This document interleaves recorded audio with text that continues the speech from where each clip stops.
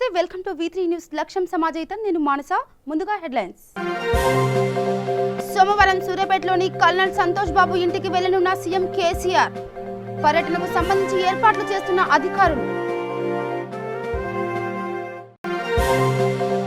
వైఎస్ఆర్ నేతన్న నేస్తం పథకం ప్రారంభించిన సీఎం జగన్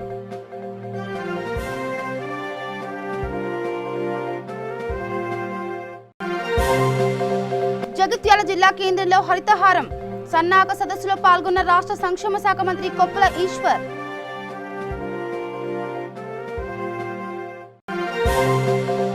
అసెంబ్లీలో తీసుకున్న నిర్ణయాలే ఆచరణలోకి వస్తాయి స్పష్టం చేసిన ఏపీ శాసనసభ స్పీకర్ తమ్మినేని సీతారాం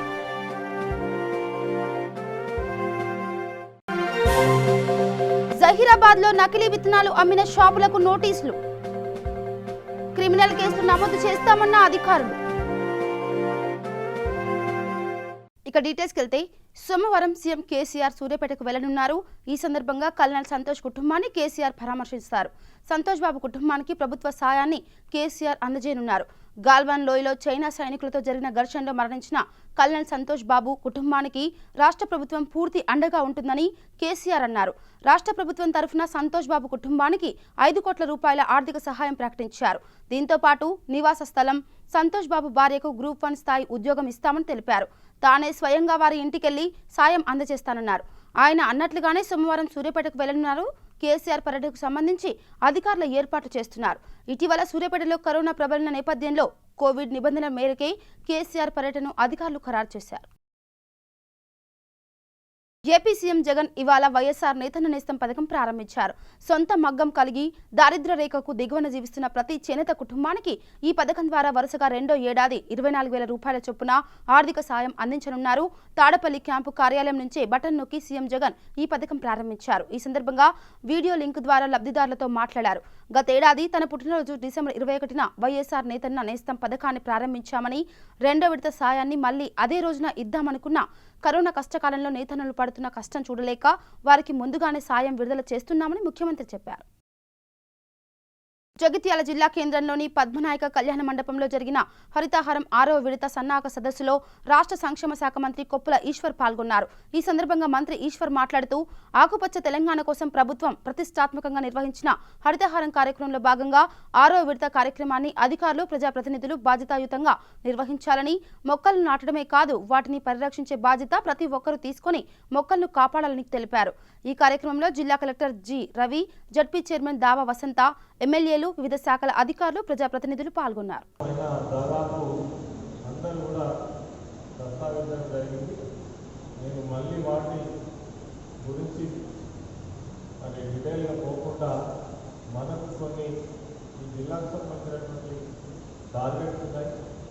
వాటిని ఏ విధంగా పూర్తి చేయాలి, ఏ విధమైనటువంటి చర్యలు ఇప్పటికీ అధికారులు తీసుకున్నారు, ఏం జరుగుతుంది అనేటువంటి విషయాలపైన కూడా తమ యొక్క నివేదిక ఇప్పటికే వాళ్ళు ఇవ్వడం జరిగింది.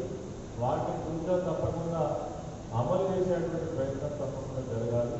అది దానికోసమే మనం ఈరోజు ఈ ప్రత్యేక సమావేశాన్ని పెట్టుకోవడం జరిగింది.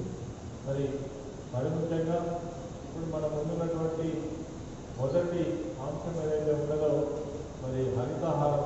ఈ హరితహారం ప్రోగ్రాం మన రాష్ట్రంలో 6వ విడత మనం జరుపుకుంటా ఉన్నాం. ఈ 5 విడతలలో కూడా చాలా సక్సెస్ఫుల్గా గౌరవ ముఖ్యమంత్రి గారి యొక్క మరి ఇదొక ప్రత్యేకమైనటువంటి ప్రోగ్రాం. ఇది ఈ రాష్ట్రంలో పర్యావరణాన్ని పరిరక్షించాలని, అదేవిధంగా పచ్చదనాన్ని కాపాడాలని, పల్లెలు, పట్టణాలు ఎక్కడ చూసినా పచ్చదనంతో ఈ రాష్ట్రం అంతా కూడా ఉండాలనేటువంటి ఉద్దేశంతో ఆనాడు ఈ హరితహారం మొదలుపెట్టిన నాడు వారు చెప్పినటువంటి మాటలు కొన్ని మనం అప్పటి నుంచి కూడా ఇప్పటిదాకా వింటూ ఉన్నాం. ఆ రోజు ఏదైతే ఉందో మరి ఈ రాష్ట్రంలో ఉండాల్సినటువంటి మొక్కల కంటే అంటే పర్యావరణం కంటే చాలా తక్కువగా ఉన్నాయి. దాన్ని రీచ్ అయితేనే మనము మరి పూర్తి స్థాయిలో ఇక్కడ వాతావరణ సమతుల్యాన్ని సాధించగలుగుతాం అనేటువంటి విషయాన్ని ఆ రోజు చెప్పినటువంటి దాంట్లో భాగంగానే ప్రతి సంవత్సరం ఒక టార్గెట్ ఇచ్చి దాన్ని పూర్తి చేయడం కోసం మరి హరితహారం కార్యక్రమం జరుగుతూ ఉంది. మన టార్గెట్ ఏదైతే ఉందో ఈ రాష్ట్రంలో 33% మరి మొక్కల్ని పెంచాలనేటువంటి ఆ లక్ష్యంతో ముందుకు పోవడం జరుగుతూ ఉంది. గత సంవత్సరంలో కూడా మరి మనకు చాలా టార్గెట్స్ ఉండే, అదేవిధంగా రాష్ట్ర స్థాయిలో చూసినట్లయితే ఇప్పటికే ఒక 150 కోట్ల మొక్కలకు పైచికి మనం అసెంబ్లీలో తీసుకున్న నిర్ణయాలే ఆచరణలోకి వస్తాయని ఏపీ శాసనసభ స్పీకర్ తమ్మినేని సీతారాం స్పష్టం చేశారు. తూర్పు గోదావరి జిల్లా రాజమహేంద్రవరంలో మీడియాతో ఆయన మాట్లాడుతూ టీడీపీ రాజ్యసభలో ఓడిపోతామని తెలిసి కూడా చంద్రబాబు వ్యూహాత్మకంగా ఎస్సీకి చెందిన అభ్యర్థిని బరిలోకి దింపారని వ్యాఖ్యానించారు. ప్రజల మెజారిటీతో గెలిచిన శాసనసభ్యుల తీర్మానాలకు మాత్రమే అత్యధిక ప్రాధాన్యత ఉంటుందని చెప్పారు. ఎప్పటికైనా అసెంబ్లీ మాత్రమే ప్రజలకు జవాబుదారితనంగా ఉంటుందని, గౌరవప్రదంగా శాసన మండలికి పంపిస్తామని, అక్కడ వ్యతిరేకత వచ్చినా దాన్ని లెక్కలోకి తీసుకోవాల్సిన అవసరం లేదని అన్నారు. ఖచ్చితంగా విశాఖ రాజధాని రావడం ఖాయమని చెప్పారు. అసెంబ్లీలో తీసుకున్న నిర్ణయాలే ఆచరణలోకి వస్తాయని మరోసారి స్పష్టం చేశారు. అది that is the policy of the Telugu Desam party. అయ్యా బలేవాడువే, నువ్వు గెలిచేవాడు అయితే ఎస్సీస్కి ఎందుకు పెడతాడు? పెట్టడు. తన వారి తాబేదారులందరికీ కూడా ఈ పదవులు పంజారం పంచిపెట్టి సంతోషపడతాడు. ఈవేళ ఎలాగో ఓడిపోతామని తెలిసింది. పోస్ట్ కార్టెడ్ చెక్ రాజ్యసభలో తెలుగుదేశం పార్టీ ఓడిపోతుందని. అయినా ఎందుకు పెట్టాడు? నేను ఎస్సీస్కి ఇచ్చాను అన్న ఒక దీన్ని చెప్పుకోవటం తప్ప, గెలిచేటప్పుడు నువ్వు ఇయ్యవయ్యా శభాష్ బాబు అంటాం మేమందరం కూడా. కాబట్టి అది కరెక్ట్ కాదు. ఇది కరెక్ట్ యాటిట్యూడ్ కాదు. ఇదేంటి మీరు దీన్ని ఏమంటారు అంటే, this is the policy of the Telugu Desam party. It is the brain behind knowledge of the Chandrababu Naidu. ఎందుకంటే ఏం చెప్తాను, శాసన మండలిలోనా? అసలు ఆ శాసన మండలి అన్నటువంటిది మనకి ఇప్పుడు అవసరం బ్రదర్? నేను అడుగుతున్నాను. ప్రజల మెజారిటీ సంఖ్యాబలంతో గెలిపించినటువంటి శాసనసభ మాత్రమే జవాబుదారీ రాజ్యాంగానికి, ప్రజానీకానికి. కాబట్టి శాసనసభలో తీసుకున్నటువంటి నిర్ణయాలే అంతిమంగా ఆచరణలోనికి వస్తాయి. అసలు నేను అంటున్నాను, శాసనసభలో ఒక నిర్ణయం తీసుకున్న తర్వాత శాసన మండలిలో ఒకవేళ ఏదైనా నిర్ణయం వ్యతిరేకంగా తీసుకుని పట్టించుకోవలసిన పని లేదు. We're very clear in this right. పద్ధతి ప్రకారం మరొకసారి పంపిస్తామని చెప్పి పంపిస్తాం. గౌరవించాం. మా గౌరవం అక్కర్లేదనుకుంటే మానండి. సంగారెడ్డి జిల్లా జహీరాబాద్లో గల ఎరువుల దుకాణాల్లో నకిలీ విత్తనాలు అమ్మిన షాపులకు వ్యవసాయ శాఖ అధికారులు నోటీసులు అందజేశారు. సంగారెడ్డి జిల్లా జహీరాబాద్ పట్టణంలో వ్యవసాయ శాఖ, రెవెన్యూ, పోలీసు అధికారులు ఎరువుల దుకాణంలో తనిఖీలు నిర్వహించారు. రైతుల వద్ద నుండి కొన్న ధాన్యాన్ని మళ్లీ విత్తనాలుగా అమ్ముతున్న షాపులకు నోటీసులు ఇచ్చారు. అలాగే 12 క్వింటాల నకిలీ విత్తనాలు గుర్తించామని వ్యవసాయ శాఖ ఏవో ప్రవీణ తెలిపారు. రైతుల వద్ద నుండి కొన్న ధాన్యాన్ని మళ్లీ విత్తనాలుగా అమ్మితే క్రిమినల్ కేసులు నమోదు చేస్తామన్నారు. రైతులకు కావలసిన విత్తనాలు వ్యవసాయ మార్కెట్ కార్యాలయంలో అందుబాటులో ఉంచామని, రైతులు విత్తనాలు తమ వద్దే కొనాలని సూచించారు. నా పేరు ప్రవీణ, నేను జహీరాబాద్ మండల వ్యవసాయ అధికారిని అండి. యాక్చువల్గా ఇప్పుడు ఏంటంటే మాకు సోయాబీన్ ఫార్మర్స్ ఏం చేస్తున్నారంటే బయట గంజలో తీసుకుంటున్నారు, అడుగుతున్నారు, వెళ్ళి అద్దె షాపులలో అడుగుతున్నారు అని చెప్పేసి మాకు ఇన్ఫర్మేషన్ ఉంది. సో అందుకని మేము ఏం చేసామంటే, ఫార్మర్స్ అట్లా తీసుకుంటే ఏంటంటే రేపు పొద్దున జర్మినేషన్ రాకపోతే వాళ్ళు ఇబ్బంది పడతారు. అందుకని మేము ముందుగానే షాప్స్ మీద రైడింగ్ చేసి, అంటే వాళ్ళ షాప్స్కి వెళ్ళి వాళ్ళ దగ్గర స్టాక్ ఏమేమి ఉంది అన్ని క్రాస్ చెక్ చేసుకొని వాళ్ళకి సోయాబీన్ సీడ్ ఎట్టి పరిస్థితుల్లోనూ పబ్లిక్కి లూజ్గా అమ్మకూడదని చెప్పేసి వాళ్ళకి ఇన్స్ట్రక్షన్స్ ఇచ్చి షాప్స్ ఇవ్వడం జరిగింది. సో రైతులు ఏంటంటే కంపల్సరీ ఫర్టిలైజర్ షాప్స్లోనే విత్ బిల్లు సోయాబీన్ సీడ్ కానీ ఏ విత్తనమైనా సరే, మినుములు కానీ, పెసర్లు కానీ, కందులు కానీ ఏవైనా సరే పొలంలో వేసే విత్తనాలు కంపల్సరీ లైసెన్స్ ఉన్న ఫర్టిలైజర్ షాప్స్కి వెళ్ళి అక్కడ బిల్స్తో పాటు తీసుకుంటేనే రేపొద్దున మీకు ఏదైనా ప్రాబ్లం వస్తే వ్యవసాయ శాఖ తరఫున మేమేమైనా వాళ్ళ మీద చర్యలు తీసుకొని మీకు నష్టపరిహారం ఇవ్వడానికి మాకు ఆస్కారంగా ఉంటుంది, వీలుగా ఉంటుందన్నమాట. దయచేసి రైతులు మాత్రం కంపల్సరీ ఫర్టిలైజర్ షాప్స్లోనే ఏ విత్తనాలైనా తీసుకోండి, బయట ఈ లూజ్ సీడ్ మాత్రం తీసుకోకండి. నకిలీ విత్తనాలు అన్నట్టు ఏమన్నా దొరికినాయా మేడం? నకిలీ విత్తనాలు అంటే ఇదేనండి, షాప్స్లో ఆల్రెడీ మేము సోయాబీన్ చూసాం అతి షాప్లలో. ఒకరిద్దరు ఫార్మర్స్ మేము వెళ్ళినప్పుడు అడుగుతున్నారు. సో ఫార్మర్స్కి మేము ఇట్లాంటి నకిలీగా ఉన్నవి, అంటే లైసెన్స్ లేని వాళ్ళ దగ్గర ఇట్లా జర్మినేషన్ ఉంది లేని, లోగో లేని సీడ్స్ కొనకూడదని చెప్పి నచ్చజెప్పి పంపించడం జరిగింది. నకిలీ విత్తనాలు కొనకూడదని పంపించడం జరిగింది. యాక్చువల్గా మీ దృష్టికి ఏమన్నా మాకు ఇన్ఫర్మేషన్ ఉండింది, ఇట్లా ఫార్మర్స్ వెళ్ళి షాప్లలో అడుగుతున్నారు, కొనుక్కోవడానికి ట్రై చేస్తున్నారు, ఇన్ఫర్మేషన్ ఉండింది మాకు. అందుకే మేము షాప్స్కి వెళ్ళాం. కాగజ్నగర్ పట్టణానికి చెందిన కళ్యాణి ఇంటర్ ఎంపీసీ విభాగంలో 992 మార్కులు సాధించి రాష్ట్ర స్థాయిలోనే అగ్రగామిగా నిలిచింది.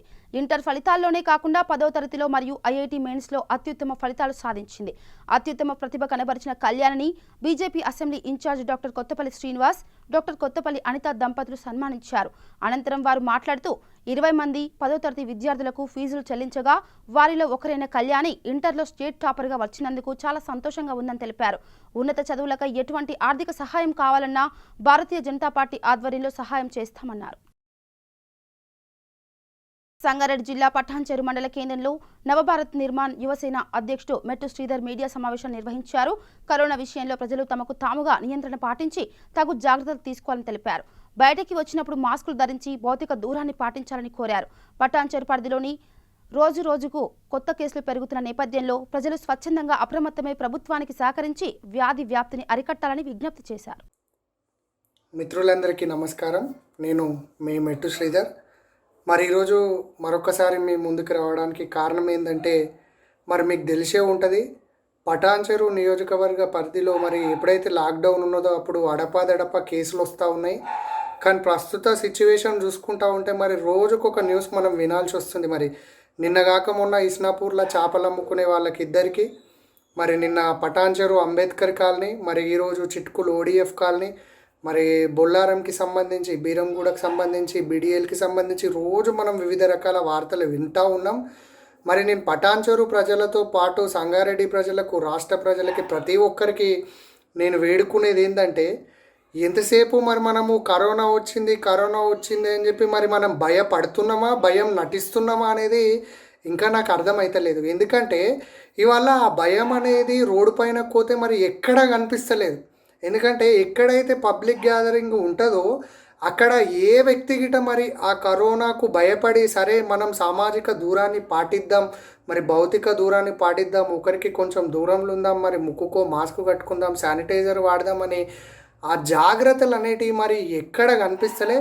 మరి ఇవాళ అందరు అనుకుంటా ఉన్నారు మరి ప్రభుత్వం లాక్డౌన్ తీసేసింది, మమ్మల్ని ఎట్లా ముంచేస్తుందా, వాగులేస్తుందా అని చెప్పి మరి అందరూ మాట్లాడుతూ ఉన్నారు. ఇలా మళ్ళా లాక్డౌన్ పెట్టాలంటే భారతదేశం లాంటి అతిపెద్ద దేశంలో లాక్డౌను అనేది కష్టము, అది పాసిబుల్ కానే కాదు.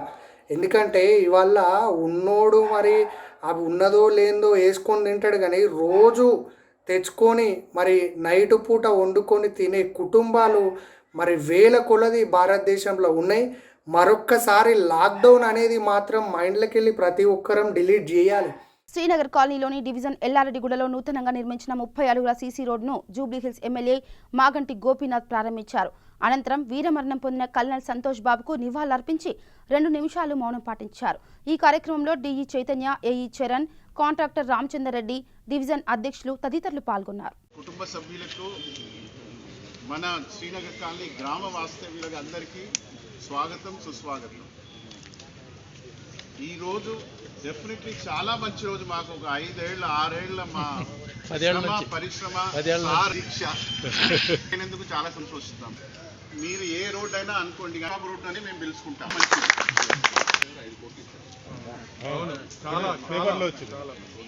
Group one job. సో ఈ ఒక్క రోడ్డు కూడా ఆయన పేరు మీద చేసేస్తే చిరస్మరణీయంగా ఉండిపోతాడు అని మేము అనుకుంటూ మేము వాడుకలో పెడతాము. మీరు దాన్ని చట్టబద్ధీకరించండి, అంతే. ఇది మా విన్నపం, submission. So thank you so much friend. A CM ముందుకు రాలేదు, కేసీఆర్ గారు మొత్తం అందరూ వేరే వాళ్ళకి అందరికి 10 లక్షలు వేరే రాష్ట్రాల్లో వెరీ గుడ్. ఇప్పుడు వారు గవర్నమెంట్ తరఫున మనం యాజ్ ఎ సిటిజన్ మేము కూడా దీన్ని కరీంనగర్ జిల్లా ఇల్లందకుంట మండలంలో గల వాసవి క్లబ్ ఆధ్వర్యంలో చైనా దేశం ముస్కర్ల దాడిలో వీరమరణం పొందిన కల్నల్ సంతోష్ బాబుకు ఘనంగా నివాళులర్పించారు.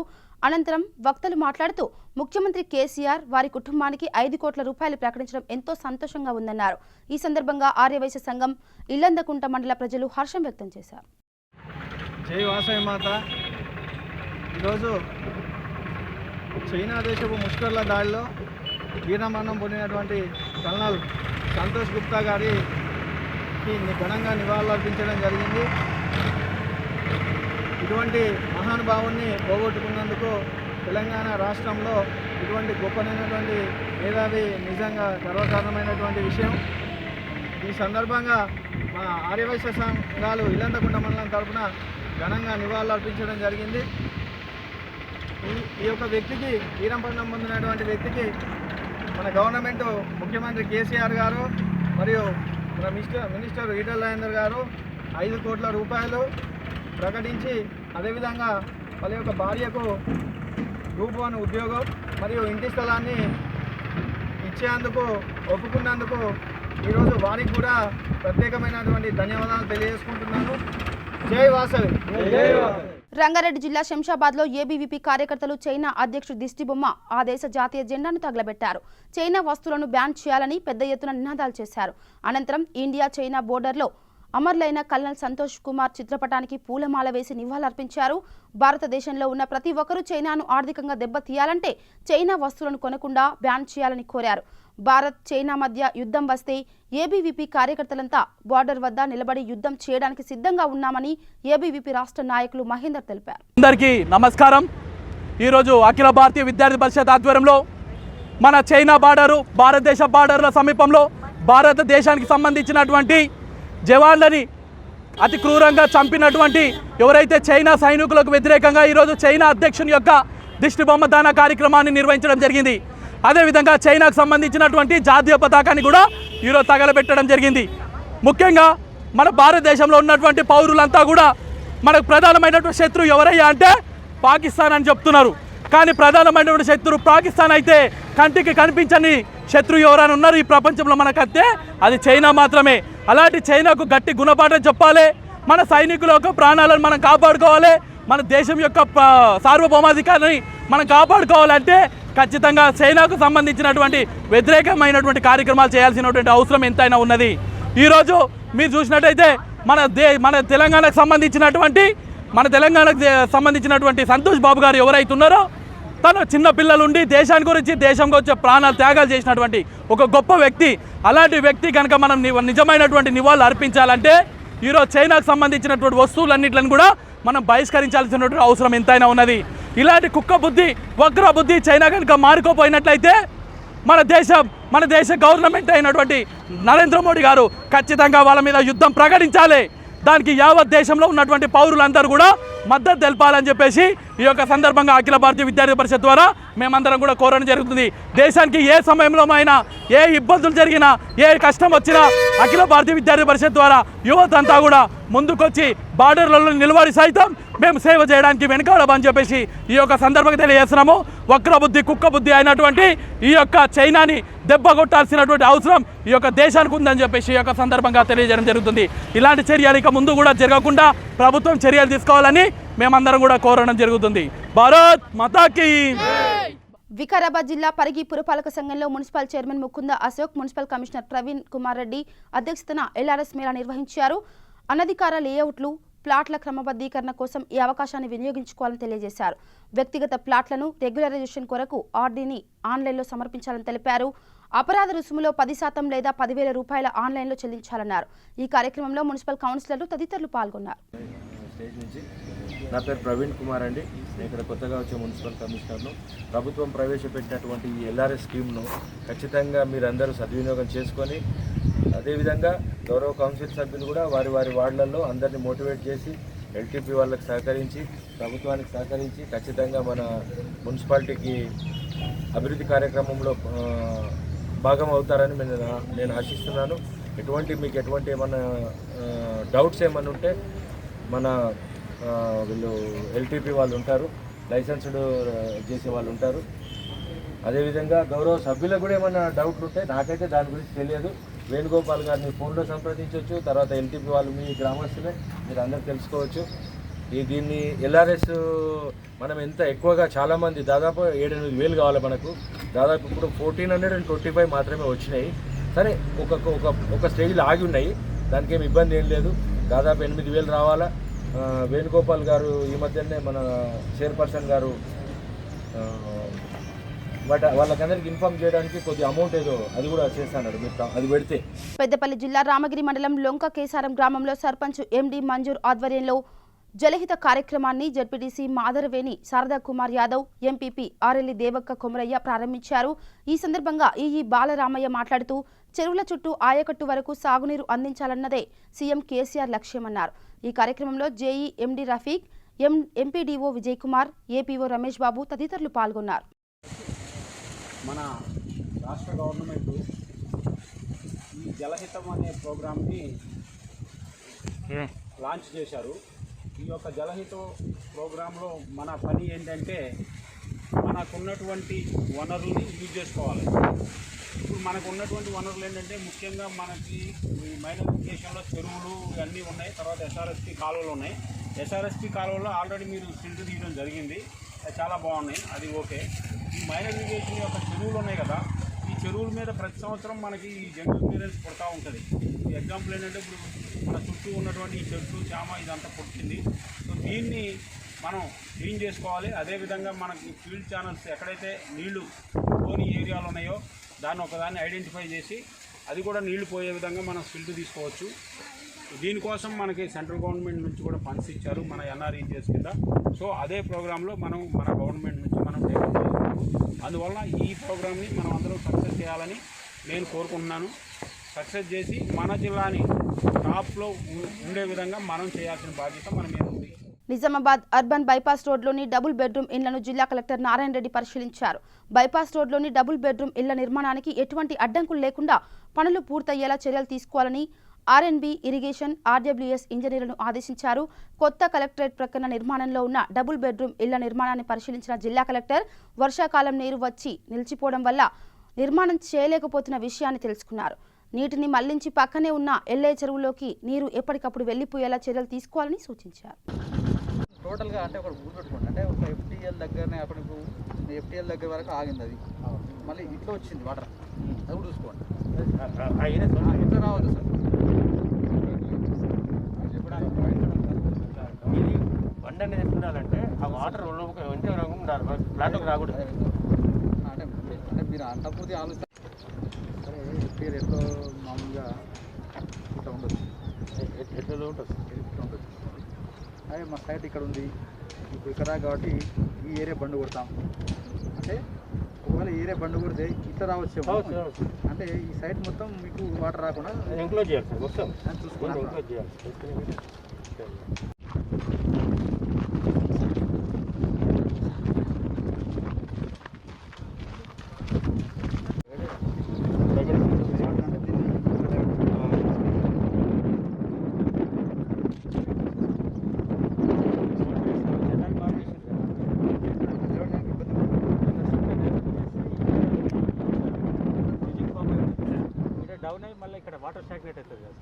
నిజామాబాద్ నగర ఎమ్మెల్యే బీగాల గణేష్ గుప్తాకు కరోనా సోకిన విషయం అందరికీ తెలిసిందే.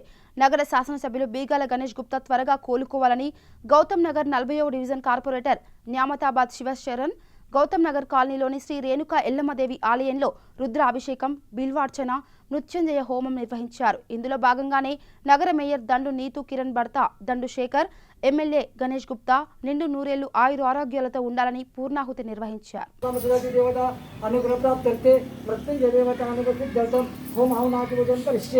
ఓం త్ర్యంబకం యజామహే సుగంధిం పుష్టివర్ధనం ఉర్వారుకమామే వందనాత్ మృత్యుర్మోక్షమాగృత స్వాహా. ఓం త్ర్యంబకం యజామహే సుగంధిం పుష్టివర్ధనం ఉర్వారుకమామే వందనాత్ మృత్యుర్మోక్షమాగృత స్వాహా. ఓం త్ర్యంబకం యజామహే సుగంధిం పుష్టివర్ధనం ఉర్వారుకమామే వందనాత్ మృత్యుర్మోక్షమాగృత స్వాహా. తలసేమియా వ్యాధితో బాధపడుతున్న బాధితులను రక్షించడానికి మరియు రాహుల్ గాంధీ పుట్టినరోజు సందర్భంగా హైత్ నగర్ డివిజన్ అధ్యక్షులు గుర్రం శ్రీనివాస్ రెడ్డి బొమ్మిడి నాగిరెడ్డి ఫంక్షన్ హాల్లో బ్లడ్ డొనేషన్ క్యాంప్ నిర్వహించారు. ఈ కార్యక్రమంలో కాంగ్రెస్ పార్టీ సీనియర్ నాయకులు మల్రెడ్డి రామరెడ్డి రక్తదానం చేశారు. ఈ కార్యక్రమంలో ముఖ్య అతిథులుగా మాజీ ఎమ్మెల్యే మల్రెడ్డి రంగారెడ్డి జిల్లా కాంగ్రెస్ కమిటీ ప్రెసిడెంట్ చెల్లా నరసింహారెడ్డి, కాంగ్రెస్ కార్యకర్తలు పాల్గొన్నారు. ఏఐసిసి అధ్యక్షులు రాహుల్ గాంధీ జన్మదినం పురస్కరించుకొని ఈ హయత్ నగర్ డివిజన్లో ఇంత పెద్ద ఎత్తున రక్తదాన శిబిరం ఏర్పాటు చేసిన ఈ డివిజన్ అధ్యక్షులు గుర్రం శ్రీనివాసరెడ్డి గారు, ఈ కార్యక్రమానికి ముఖ్య అతిథులుగా వచ్చేసిన మా జిల్లా పార్టీ అధ్యక్షులు చల్లా నరసన్న గారు, మరి పిసిసి అధ్యక్షులు ఉత్తమ్ కుమార్ రెడ్డి ఆదేశాల మేరకు ఈ రాష్ట్రంలో ఎక్కడ కూడా రాహుల్ గాంధీ జన్మదినం సెలబ్రేషన్గా కాదు, మనం ఏదన్నా ఒక పేద వాళ్లకు అవసరపడే విధంగా ఈ జన్మదిన వేడుకలు జరుపుకోవాలని మా పిసిసి అధ్యక్షులు మరి ఆదేశించడంతో ప్రతి డివిజన్లలో కానీ ప్రతి గ్రామాలలో కానీ రక్తదాన శిబిరాలు కానీ నిన్న మొన్న కరోనా సందర్భంగా పనిచేసిన సిబ్బందికి కానీ డాక్టర్లకు కానీ సన్మాన కార్యక్రమాలు. తలసేమియాతో బాధపడుతున్నటువంటి చాలామంది చిన్నపిల్లలు, వాళ్ళకి రక్తము నిధులు సరిపోక రాష్ట్రంలో చాలా తీవ్ర కొరత ఏర్పడ్డ సందర్భంగా రాబోయే రోజుల్లో కాబోయే ప్రధానమంత్రి రాహుల్ గాంధీ గారి పుట్టినరోజు సందర్భంగా ఈ బాధితులను ఆదుకోవడానికి మా హైదరాబాద్ డివిజన్ తరఫు కాంగ్రెస్ తరఫు నుంచి మేము పెద్ద ఎత్తున రక్తదానము ఇవ్వడం జరిగింది. ఇది కేవలము ప్రజల కోసము, ప్రజల అవసరాల కోసము మేము చేసిన ఒక గొప్ప కార్యక్రమంగా మేము భావిస్తూ ఉన్నాము. ఈరోజు కాంగ్రెస్ పార్టీ ఎప్పుడు కూడా ప్రజల పక్షాన ఉంటూ ప్రజా శ్రేయస్సు కొరకే ఎల్లప్పుడూ పాటుపడుతుందని చెప్పేసి ఈ యొక్క మరొకసారి మీ అందరికీ తెలియజేయడం జరుగుతున్నది. ఈరోజు మీరు చూస్తూ ఉన్నారు, మన తెలంగాణ ప్రభుత్వము కరోనా ఎంత భయంకరంగా ఉన్నదని చెప్పేసి ఎంతోమంది మేధావులు, రాజకీయ నాయకులు చెప్తా ఉన్నారు. కానీ కేసీఆర్ గారు వాటన్నిటిగా పరిచయం పెట్టి పారాసిటమాల్ అనే టాబ్లెట్ వేస్తే తగ్గిపోతుందని చెప్పేసి పబ్లిక్ను మభ్యపెట్టి ఒక రకమైన కరోనా వైరస్ వ్యాప్తి చెందడానికి ఇండైరెక్ట్గా కేసీఆర్ గారే కారణం అని చెప్పేసి నేను పల్లగుది చెప్పగలను. ఇక బులెటిన్ ముగించే ముందు హెడ్లైన్స్ మరోసారి. సోమవారం సూర్యాపేటలోని కల్నల్ సంతోష్ బాబు ఇంటికి వెళ్లనున్న సీఎం కేసీఆర్. పర్యటనకు సంబంధించి ఏర్పాట్లు చేస్తున్న అధికారులు. వైఎస్ఆర్ నేతన్న నేస్తం పథకం ప్రారంభించిన సీఎం జగన్.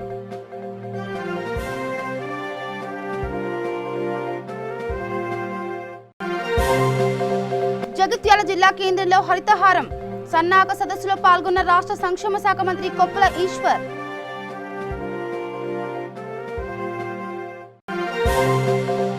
అసెంబ్లీలో తీసుకున్న నిర్ణయాలే ఆచరణలోకి వస్తాయి స్పష్టం చేసిన ఏపీ శాసనసభ స్పీకర్ తమ్మినేని సీతారాం.